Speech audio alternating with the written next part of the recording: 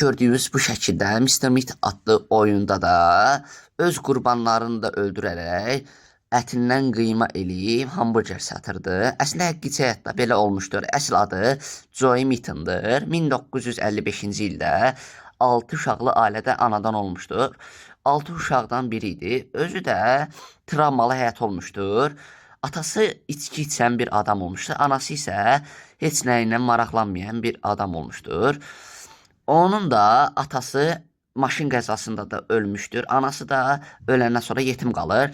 Qonşuların evində də qalmağa başlayır. Sonra illər keçir. 1972-ci ildə Vyetnam müharibəsi vaxtında hərbi xidmətdə olur. O hərbi xidmətdə həyatı lap məhv olacaqdır. Çünki içkiyə, siqaretə, pis alışqanlığa vərdiş olmuşdur.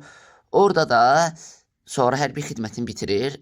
Hərbi xidmətdən sonra yenə də mülki işə başlayır. Mülki işə başlayanda da orada da yenə pis alışqanlığına davam eləyir, içki içirdi. Ailə qurandan sonra özü biraz düzəlir. Yenə də işləyir. Orada da ətçi kimi fəaliyyət də göstərir. Həm də orada da ətdə daşıyan olurdu. Arada onun alışqanlıqları gizlicə olurdu. Onun da qatil olma səbəblərinin biri də, ikinci səbəb də həyat yoldaşı ondan qaçaraq övladını da əlindən almışdır deyə özü əsəbləşir. 2 dilənçini də oradaca öldürür. Sonra ona baxan balıqçını da qətlə yetirmişdir.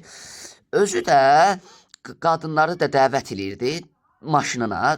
Dəvət edərək orada da tikə-tikə doğrayıb, qıyma eləyib, hamburger eləyib, orada da satırdı cəmaata. Yəni öldürürdü qadınları da. Yəni elə bir qan donduran cinayət idi ki, hansısa mal əti, donuz ətinin əvəzinə hamburgerin ətini insan əti qatırdı. Sonra da 2 dəfə həbsə düşmüşdür özü də. Birincisində şübhəli halda həbsə düşmüşdür. İkincisində isə ən böyük etdiyi səhvə görə.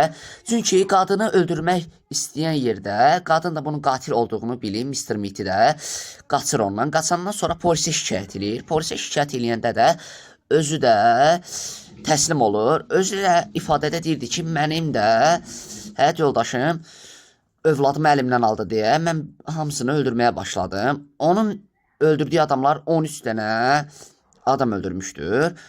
Aralarında narkotik asıllı olanlar da var idi, öldürdüyü adamlar da. Sonra da deyir ki, hansısa küçə yeməyində də yeyən vaxtında ətinə diqqət eləyin. Çünki insan əti də ola bilər. Gülərək onu deyirdi. Son sözü bu idi.